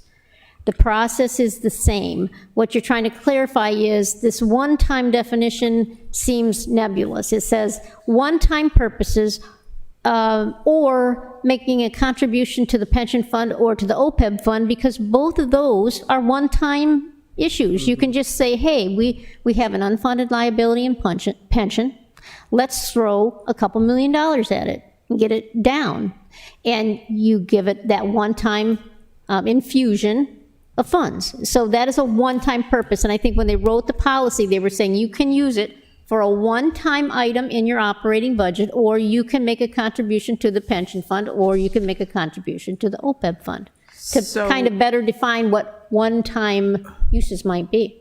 So that would eliminate the ability, for example, for Alderman Gay to propose the program where he's asking for 700 and... Well, he's asking for 600. Yes, now, $700,000. that is characterized as a pilot. So when you say it's a pilot, you can say it's one time. The question is, what do you do afterwards? Afterwards. Yeah. If the pilot is successful, is this going to... So how are you going to simply continue means the first year with other years to come. If successful, so you don't... successful. Yeah, so that's how it's a one-time use, is that you're saying it's a pilot. But the question is, there's a pilot, just like your task force to decide if we could do something with the county, that might have ongoing implications as well. Right. I want the task force to come back with the recommendation. Right, We're and if not you took, belaboring right, it's it. kind of like it could eventually lead to something I that's know more what you mean. permanent. I know what you right. This pilot, if it were continued, we'd have to find that funding in the operating budget. Mm-hmm. Well, I think what's most important is that we get, we've got 8 other sets of eyes that go on this thing before, with the opportunity to approve or not to approve. To tell you the truth, I don't really, I certainly care what it's being used for, but I don't doubt that there are a myriad of things that it could be used for, probably too many things to list in an ordinance. What's most important to me is that we as a council get to review it and say, well, this is a pretty good use for the money, or this is stupid, I don't want to vote for this. And I mean, fortunately, that the latter doesn't happen very often, but I think really the most important by far, the 3 things you mentioned, is that the council gets to say yay or nay, has a final word on it, and we can meet very quickly to approve or not approve, something that the mayor or someone else wants to spend the money on. So I don't really... Well, let me give as long as we have that, I think everything else really will fall in order. Let me give you 2 specific but different examples. And this is a question that you and I and Sheila got from Jody about, is the survey $5,000 or $50,000? Well, Either and that we are way. going to change that, right? Yes, yes, I'm changing that amount. But either way, unless that's planned to be an ongoing survey, that's a one-time only Right. expenditure. We're going to do So it'd be one survey, totally so, appropriate to Right. come out of this fund. right. What Dewan is asking for, and again, I really should apologize, I didn't realize we were going to get this specific, we should have invited him to be here, is money to study and set up the program, and then money to fund the first year of the program. Study and set it up, perfectly appropriate for one-time only money. Funding it as an ongoing thing, because the plan is $500 a month for 2 years, and people then rotate out of the program and new people rotate into the program. That's an ongoing thing. That's not one-time only money. And how many residents will that? Well, all of that, that's why I don't think we can appropriate money to that Right. until we have all those parameters defined. And I've told Dewan that when we talked about it. I actually find this program to be exciting. And the things that it did in Stockton, California, for me are very impressive. I don't know that we can be on the size of Stockton or the number of people. We don't have the budget of Stockton So- either. Let's I be clear agree. about that. I agree, and also Stockton went bankrupt in 2012, so I don't want to follow that example either, but this is a program that makes a permanent difference in people's lives. It takes them out of subsistence into having some flexibility so you can go search for a new job, or you can get a car to get you to a job that's further away. There's all kinds of promise there, but to me, you evaluate it, you come up with the legislation, you establish the program, you pass all of that. You have to legislate it. Then you have something that you can appropriate money to, but not until you actually establish the program with all of its parameters. And Mr. Chair, there's a lot more to that program than just simply funding it. There's a lot of support Yeah, that goes monitoring into and the whole, making sure that those families continue. That has to be baked into this. And what's the cost of that? How much of this is going to be for that kind of support to make sure that the families are, I think it's a great idea if you have the resources, That's and the meaning big if. money and people. So Lynn wanted to say something. I'm sorry, Lynn. Ms. sure. Farrell. Sure. So I believe that Alderman Gay is proposing 50 families in the 50 families. 50 families at in the $500 initial a month for in 2 the initial years. pilot. And I have asked him all of the questions that you just mentioned about how you operationalize the idea. And so would it be a city department? Would it be run by a nonprofit? Would the city make a grant to someone to run the program? And so I've asked him all of those questions, and so he is still doing the research on the answers. That's what I'll say. And actually, I think that where it's worked out in other places is the city is sort of the convener and the initiator, but it really gets turned over to philanthropic organizations, and they're the ones that fund it. Stockton is different. That was actually done by the city, but there are other programs like this. So again, I think it's a great idea. It's creative. It's one of the things about Dewan. He really is stimulating and coming up with new ideas and probing and so forth. But then there's a process, and so I'm all in favor of one-time only money to investigate this, explore it, maybe even set it up, do legislation if we're going to do it, or find people that we can hand it off to do it, but not fund it, not set aside appropriations of a big chunk of money to start sending out checks, because we don't have that established. How much would it cost to investigate it? I don't really know, but the Was number his- 50,000 comes to mind. We need to have somebody That's explore 50, it. not 5, right? Yeah, 50,000. Just making sure. Only ours turned Yeah. to 5. No attack on you, Jody. Sorry, We that's a would- joke. It would seem to me that, maybe this is something that our, what's her We're name? not going to give it to the social worker. No, okay, good. All right, She's so- already, Yeah, so I'm sure that there are people around the country that are well-versed in this. Maybe this is something ICMA knows something about. So maybe it's that or the League of Cities. I mean, we don't have to reinvent the wheel, but I think we do need to be damn sure we know what we're doing and how much this is going to cost and so on and so forth. And, you know, can people be removed from the program for some non-performance? How do you get on the? Well, in the that's how you program? get on it, and then how do you get off of it? In Stockton, it was 2 years, and you were done. You matriculated out of the program, to use Carl Snowden's words, and you have now been helped get established, and it did. I mean, 25% of the money went to pay for food. Because that's a pretty fundamental thing. But a lot of it went to education, transportation, the ability to take time off from your job to go look for other jobs, things like that. So, and Duan gave us that study that reported on Stockton. It's not the only program. Maybe we can give Yang $50,000 and have him do it. The presidential candidate. I remember Young. He's giving everybody $1,000 a month or something. I don't know. Yeah. He was $1,000 a giving month. people money anyway. Yeah. Didn't work. Didn't get him elected either. But you know. No, but that doesn't mean that it's not a good idea. But anyway, yeah. May I ask? I heard Ms. Dickinson say that the recommendations must come from departments for programmatic. That's in the that's code. in the code. So why are we not holding? Where do we fit into it? I guess is the So this is something that, if it were a departmental request, and Teresa Wellman, for instance, thought, oh, let's try this pilot thing, and she came to you, that's one way. But the council has the authority to amend the budget during the budget process.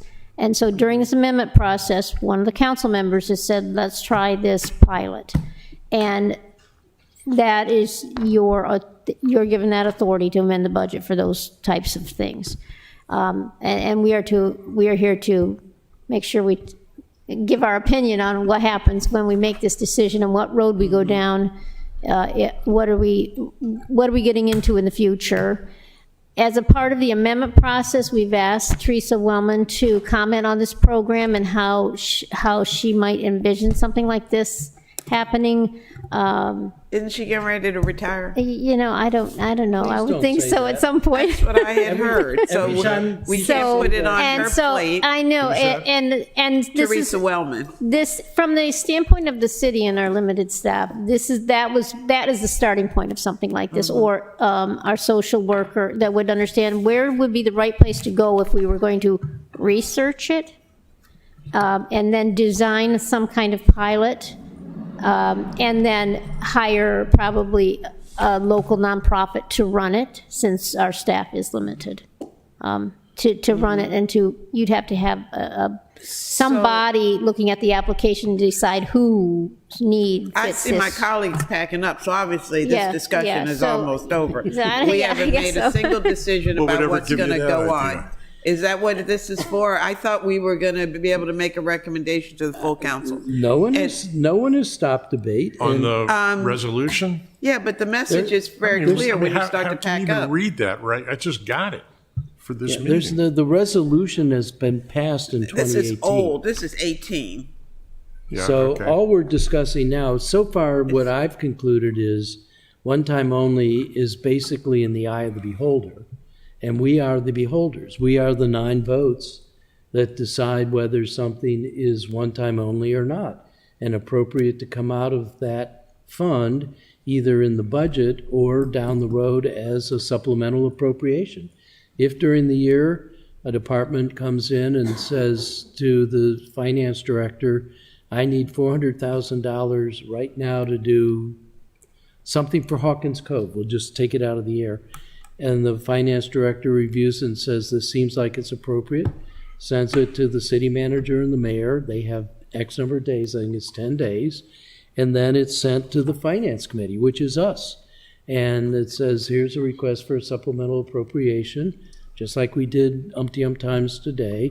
And we say, we recommend that this go to the council. Well, this then- isn't on the agenda. What is it here for? I mean, I don't, It was on the agenda. We amended the agenda to put this on because Okay. there is a request potentially coming from one of our colleagues on using one-time only money. There's $600,000, there's $150,000, and there's a couple of smaller amounts of money in the 16 amendments that and Yeah, again, I okay, have I to understand that. apologize. I didn't ask Dewan if I could share that. He said he was going to share it with us. I assumed he sent it to each of us, and so I, without his permission, forwarded it to you and to the director. So I may have faux pas there, but it sparked in my mind, wait a minute, all these uses for one-time only money, what governs that? What is one-time only? And do we have any rules on how we use it? And I think that it is eminent. Fred, you could say, I want to use $800,000 of one-time only money to lower it to the constant yield tax rate. That could be the source. Well, there you go. There you go. You can ask for one-time only. Not that we're going to approve your amendments to the agenda, but So then you'd have to decide in the following year, how do you, if you're taking continuing property tax dollars Right. and using one-time funds to supplement them. So you'd have to figure out what you're going to do. You're probably building a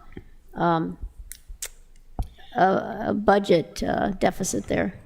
So I think the bottom line is going to be that I'm going to ask officially, I copied Mr. Lyles and I talked to Joelle this morning, but I'm going to ask officially for a clarification. I don't think Resolution 3118 can stand.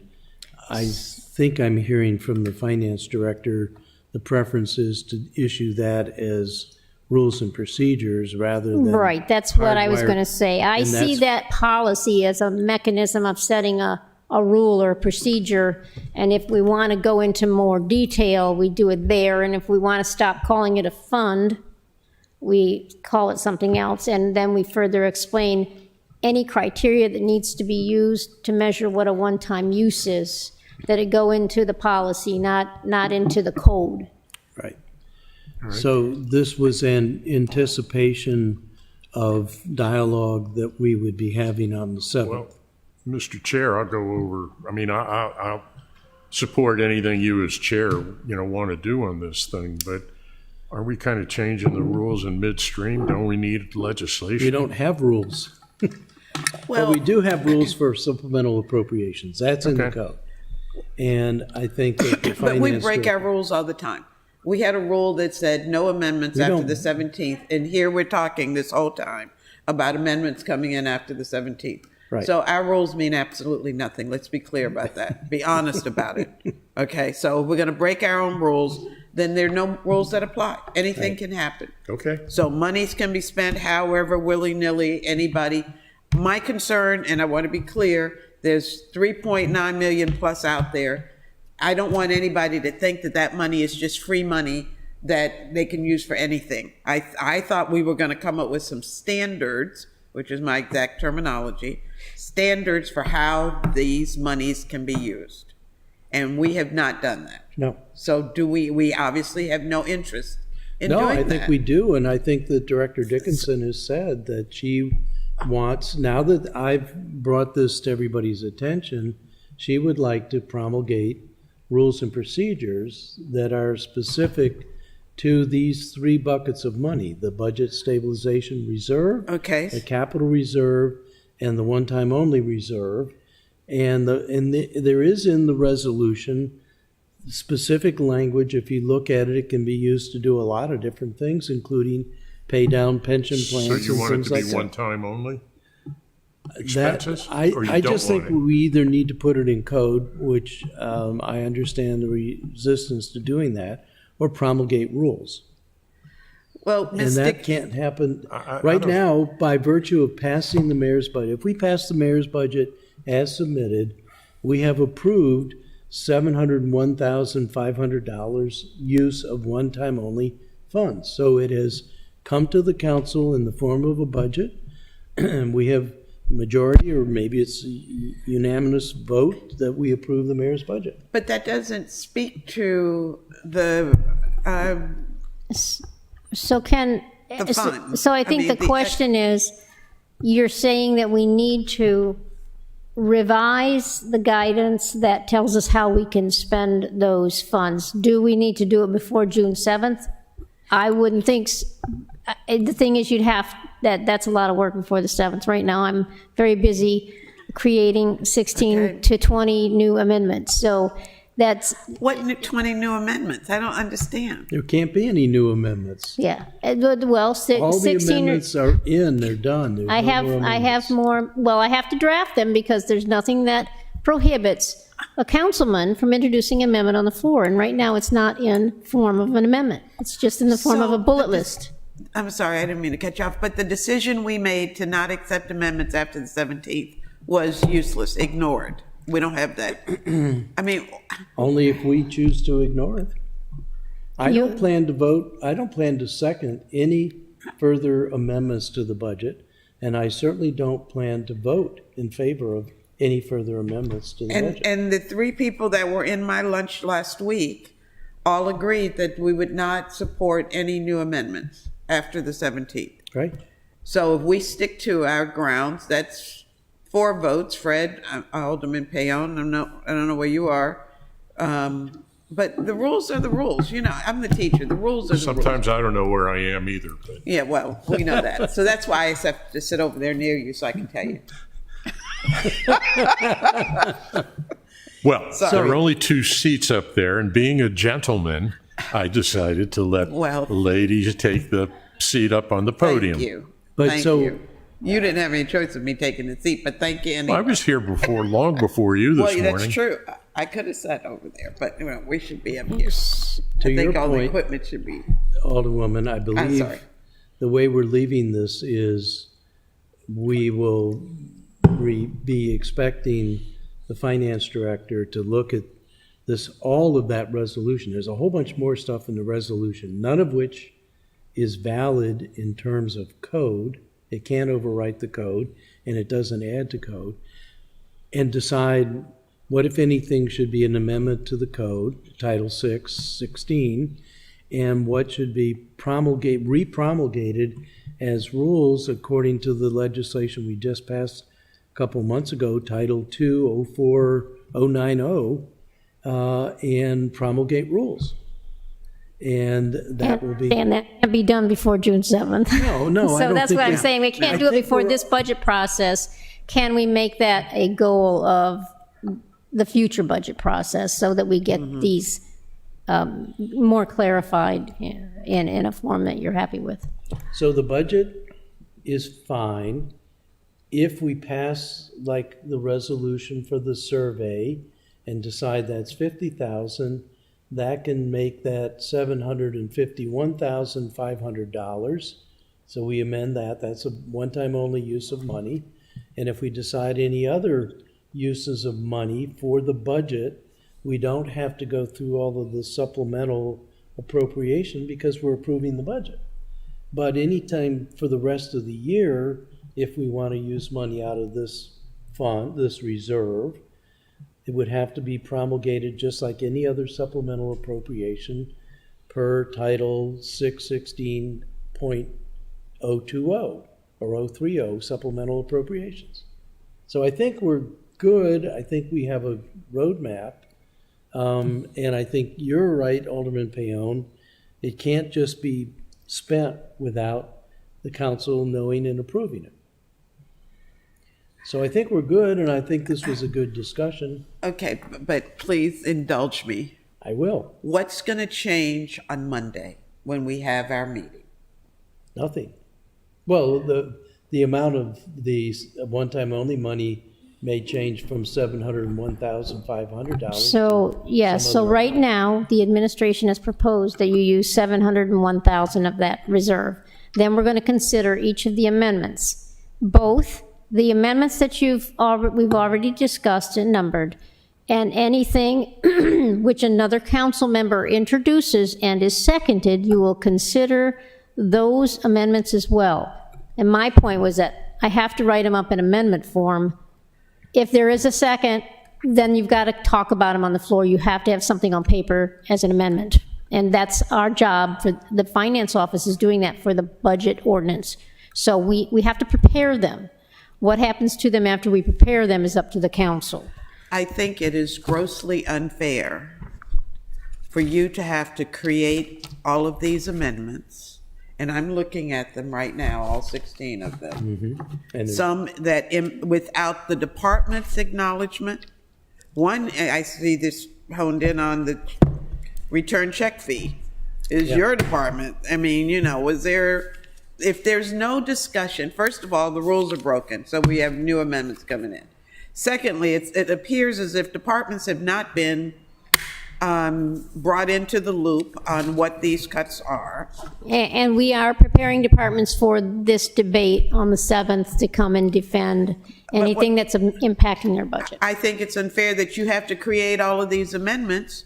This is what we tried to avoid by setting the date. Correct. And then what do we do? Right. So, why we and had the department heads. if Mr. Gerald were here, I would recommend that you not take your time creating these amendments. We have other things we need you to be doing, not just one person's, Anyway, so nothing's going to change for Monday. We haven't made any decisions about, following the rules and all of that. So, okay. Oh. Well, Ms. Farrow, I'm sorry, she was trying to add something while I was on a tirade. I was just going to say that, I don't think that there is a provision in the code that, as the finance director has said, if a alderperson, that prevents an alderperson from introducing an amendment from the floor. And so actually being able to prepare them in amendment form prior to them being introduced on the floor is a help to the finance director, because if you recall, last year there were amendments introduced on the floor, and then they had to go back. We had to stop the proceedings and while they put them in amendment form. So, but there is no provision in the code that prevents an alderperson from making an amendment on the floor. And I realize that. That's the other side of it. Yeah. Yeah. So But the we're other- damned if we do and damned if we don't. The other side of that coin is the reason that we and I talked to Brian Paquin about it as a sidebar to another conversation. We had all the department heads sitting here for that whole session for the very reason that if somebody wanted to propose, like Ellie's proposal to change one of the positions in planning and zoning from part-time to full-time, that the director could be here to explain why that was a good or a bad idea. And so on the 6th, if we're going to accept new amendments that haven't already been discussed in front of the department heads, I personally believe and would insist, if I get a majority, that the department heads would be able to argue for or against some amendment from the floor, which makes that prospects of that. Now, we do have one option. We could get all of our work done before 2:30 on Monday, because that's when Alderman Gay's playing for Miami lands. And so if we finish the council meeting and adjourn, we're done. He's not here for the early part of the meeting? Nope. I move that we adjourn. Uh-huh. He changed it? So he's going to be here? Good. Well, that was smart wise. Yeah, it was very smart on his part. Yeah. Have all the directors been notified about these amendments, and do they plan to be here? Because we need them all here. Every department. Yes, as we speak, Katie is working on drafting those additional amendments and fixing the ones from before, any edits to the previous ones, and creating these new amendments so we can format them, and then reaching out to the departments that are impacted to tell them, this is what may be coming on the floor, you're going to have to be there to discuss it. Okay. So yes, to your point, Alderman Arnett, the thing that we did the other day has to be repeated on the 7th for another group of amendments. And potentially on the 14th, if we don't get our work done on the 7th, right? Isn't 7th the day we're actually thinking about the final vote on the budget? We were hoping, right? Yes, and the county is going to need our tax rate established no later than the 14th, so that's why we scheduled this June 7th meeting so that you could do the final vote on the 14th.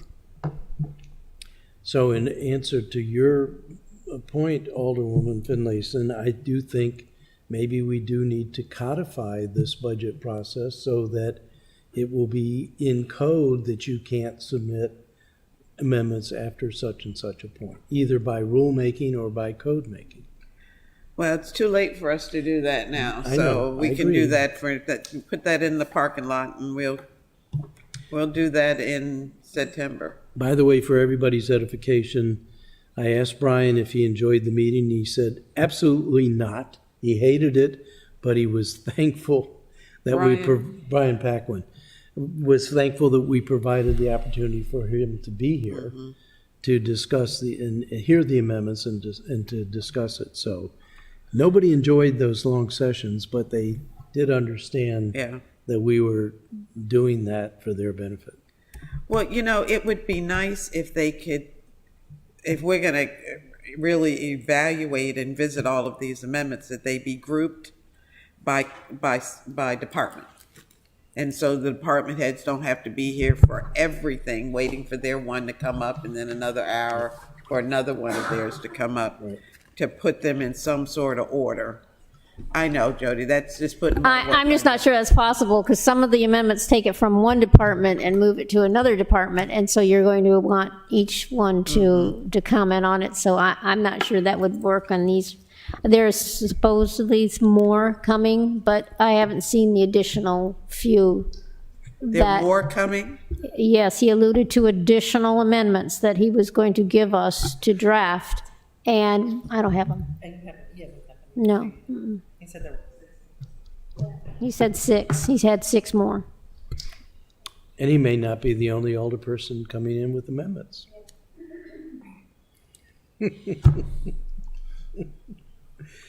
All right, I did hear a motion to adjourn, did I not? You did. Was I there? didn't second it, no, because we were still having discussion. I assume we're finished with that discussion now, so I'll second. Well, we're not if you're not. I mean, Well, I'm just disappointed. If members of this committee plans to bring in amendments after the due date that we set, that's very disturbing to me. And what's the wait? Bring it up now. Why wait and throw it out at us on Monday? I don't think that's fair. I don't think it's collegial. So, but I did second the motion, so All we right. can adjourn. all those in favor of adjourning signify by saying aye. Aye. Aye. The ayes have it.